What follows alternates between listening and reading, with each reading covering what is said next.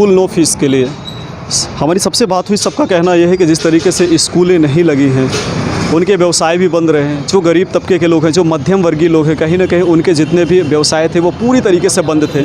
लिहाजा सबका कहना यही है कि अगर स्कूल नहीं लगे हैं तो बच्चों की फ़ीस भी नहीं लगनी चाहिए। वहीं कुछ लोगों का कहना ये भी है कि चूँकि प्रबंधन को कहीं ना कहीं अपने जो सब स्टाफ है उनको भी पेमेंट आदि देने पड़ते हैं, तो कुछ फ़ीस जो है निर्धारित कर दिया जाए जितने भी बच्चे हैं उनके अनुसार। लेकिन अगर पूरी फ़ीस स्कूल प्रबंधन ले रहे हैं तो ये सरासर गलत है।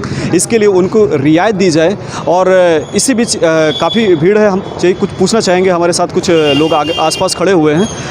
आपका क्या कहना है कि स्कूल चूँकि नहीं लगे हैं तो फीस देनी चाहिए कि नहीं देनी चाहिए? नहीं सर, फीस तो नहीं देनी चाहिए क्योंकि व्यर्थ में पैसा जा रहा है। और लॉकडाउन के चक्कर में हम लोगों को दुकानदारी बिल्कुल धीमी हो गई है, कोई गति ही नहीं है दुकानदारी की वजह से। इसकी वजह से हम ये देखिए, इनका भी कह रहा है कि जब से कोरोना वायरस आया है तब से जितनी भी दुकानदारी है, जितना भी व्यवसाय है वो पूर्णतः बंद है। और इस स्थिति में जो फीस है कम से कम की जानी चाहिए अथवा नहीं लेनी चाहिए। चलिए और बात करते हैं। आपका नाम क्या है? अनिल गुप्ता। अनिल जी, आपके बच्चे कहाँ पढ़ते हैं? प्राइवेट स्कूल में। अच्छा, आपको fees no school no fees के बारे में क्या कहना है आपको? फीस तो नहीं लगना चाहिए। फीस नहीं लगना चाहिए। अच्छा, क्यों नहीं लगना चाहिए फीस? क्योंकि हम लोग का बिजनेस कम हो गया है कोरोना आने से। चलिए, हमारे पीछे कुछ बच्चे भी खड़े हैं, उनसे भी पूछ लेते हैं। मैं कैमरामैन से चाहूँगा कि इधर लाएंगे। क्या नाम है आपका? अभिषेक। अभिषेक, कौन से स्कूल में पढ़ते हो? मैं वार्ड नंबर 5। अच्छा, आपका क्या कहना है, स्कूल नहीं लगे हैं तो फीस लगनी चाहिए कि नहीं लगनी चाहिए? नहीं लगनी चाहिए। ये देखिए, बच्चों का भी कहना है कि स्कूल नहीं लगे हैं तो उनकी फ़ीस भी नहीं लगनी चाहिए। और थोड़ा सा जानना क्या मत है आपका इस पर? नो स्कूल नो फीस में मत मेरा थोड़ा सा डिफरेंट हो जाता है। मैं ऐसा समझता हूँ कि स्कूलों की बहुत बड़ी फ़िक्स कॉस्ट होती है और फिक्स कॉस्ट का सबसे बड़ा हिस्सा होता है उनका जो उनमें वेतन देना पड़ता है। और स्कूल में टीचर्स को रिटेन करने के लिए स्कूलों को वेतन देना ही पड़ रहा है। तो ऐसी स्थिति में मुझे लगता है नो स्कूल नो फीस की जगह कुछ ऐसा होना चाहिए कि जो उनके नियत खर्चे हैं, किसी भी स्कूल के जो मंथली खर्चे होते हैं जो उन्हें करने ही होते हैं, उसको वो डिवाइड कर ले टोटल नंबर ऑफ़ स्टूडेंट्स से, और वो जो भी आता है मंथली खर्चा वो मतलब एक मिनिमम फ़ीस बच्चों से चार्ज कर लेनी चाहिए। उसमें बच्चों का हित भी है और वो क्योंकि वो बच्चे उस टीचर से हिले मिले हुए हैं, वो टीचर्स उनको पढ़ा रहा है तो आगे भी वो टीचर की कंटिन्यूटी स्कूल में रहेगी और बच्चों के लिए भी एक अच्छा वातावरण बना रहेगा। क्योंकि बार बार टीचर बदलने से स्कूल को भी परेशानी होती है और बच्चों को भी परेशानी होती है। तो कहीं ना कहीं मतलब जो फिक्स कॉस्ट है किसी भी स्कूल की वो रिकवर करने के लिए बच्चों से थोड़ी फ़ीस ली जा सकती है। आपका मतलब नो प्रॉफिट नो लॉस के स्कूल अगर काम करते हैं? बिल्कुल, आपने सही बात कह दी कि अगर हम उसमें प्रॉफिट पोर्शन हटा दें या वो खर्चे भी हटा दें जो कि बच्चों में स्कूल आने से होते हैं, क्योंकि स्कूल में जब बच्चे नहीं आते तो कुछ खर्चे और कम हो जाते हैं। उन खर्चों को और प्रॉफिट को छोड़कर बाकी बच्चे जो खर्चे हैं वो रिकवर करने के लिए बच्चों से फीस लेना बनता है।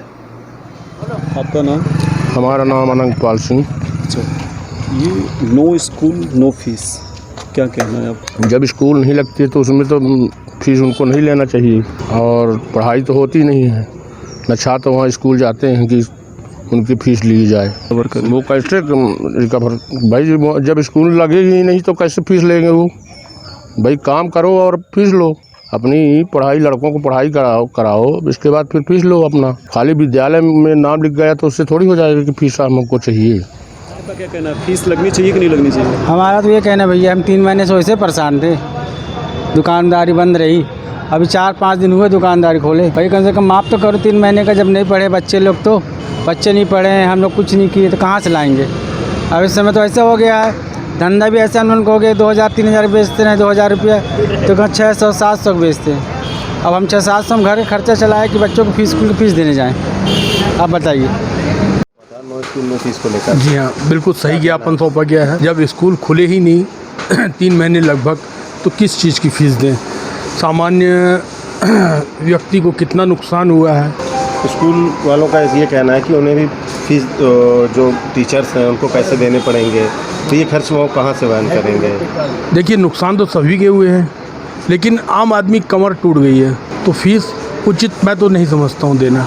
कल व्यापारी संघ ने कमिश्नर से मुलाकात की थी, ज्ञापन भी सौंपा था। जी हाँ, शहर में कई स्कूल हैं वो लगातार फीस ले रहे हैं, ऐसी खबरें आई हैं जी। वो फीस लेते रहेंगे, अपनी बातों से पीछे नहीं हटेंगे, तो व्यापारी संघ का अगला कदम क्या होगा? अब देखते हैं, कोशिश तो यही करेंगे, पूरा प्रयास है और फीस न दे और आगे देखते हैं, विचार विमर्श करेंगे फिर आगे के लिए। नो स्कूल नो फीस क्या कहना? बस मेरा यही कहना है कि जो भी गरीब तबके के लोग हैं अपने पास, जितने भी हैं, चाहे वो किसी भी वर्ग के लोग हों और गरीब, उनके लिए अपन स्थिति ये करें कि जो भी आपस में जितने भी स्कूल हैं, स्टाफ हैं, जो भी जिनका अपन उनका भी सैलरी काटे होंगे, कहीं ना कहीं उनका भी सैलरी काटे होंगे, तो सभी लोग मिल करके बच्चों की जो भी गार्जियन है उनको अपन रिलीफ दें, चाहे कितना भी करें लेकिन कुछ कुछ रिलीफ दे दें उनको। नो स्कूल नो फीस, क्या कहना है आपको? तो स्कूल जब चालू नहीं हुई, अभी ना ही स्कूल चल रही है कुछ, उसके बाद भी अगर फ़ीस मांगी जाएगी तो वो तो गलत है। और अगर फ़ीस की बात है तो उसमें कुछ रियायत भी देनी चाहिए या फिर हैं। और इस समय लॉकडाउन में वैसे ही लोग परेशान हैं बिल्कुल, और कुछ इनकम नहीं है किसी की, सब परेशान है। और बच्चों को पढ़ाई के विषय में भी बहुत ज़्यादा ही खर्च आता है। वैसे तो आदमी मेंटेन कर लेता था, अब मेंटेन करना मुश्किल है।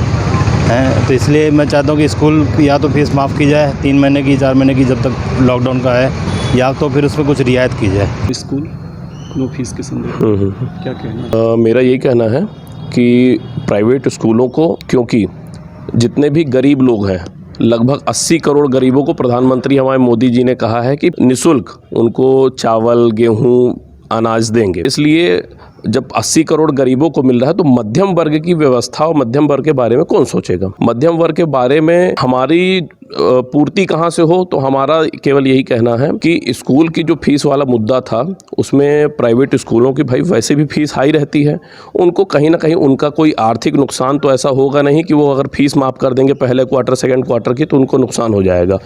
वो प्राइवेट स्कूल, सभी प्राइवेट स्कूलों से निवेदन है कि वो मिल करके बैठक कर लें और बैठक करने के बाद ये निष्कर्ष निकाल लें और निर्णय लें कि फर्स्ट इंस्टॉलमेंट और सेकंड इंस्टॉलमेंट की फ़ीस जो है बच्चों की माफ़ की जाए। नो स्कूल नो फीस का एक वो चल रहा है कि अगर बच्चे स्कूल पे नहीं गए हैं तो उनकी फ़ीस स्कूल प्रबंधन ना ले। आपका क्या कहना है? मेरा कहना ये है कि उनके जो है, क्योंकि उसी स्कूल से भी कई लोग जुड़े हुए हैं ना, उनका भी पेट है, तो लेना चाहिए फ़ीस। लेकिन अभी स्कूल नहीं लग रही है तो कुछ गुंजाइश करना चाहिए, जैसे 25% छूट दे दें, ऐसा कुछ करें वो। इस तरीके से सभी लोगों का कहना यह है कि अगर स्कूल नहीं लगे हैं तो फीस भी नहीं लगनी चाहिए। वहीं कुछ लोग कहना है अगर फीस लगे भी तो न्यूनतम फीस लगे ताकि ये पे कर पाएँ, चूँकि कोरोना काल में इतने जिनके व्यवसाय थे वो लगभग पूरे बंद थे। हाल ही में इनके व्यवसाय अभी शुरू हुए हैं और इनकी आर्थिक स्थिति वैसी नहीं है जैसे कि वो फीस दे सकें। कैमरामैन अनिल तिवारी के साथ प्रकाश जायसवाल, हाल हलचल न्यूज़, शहडोल।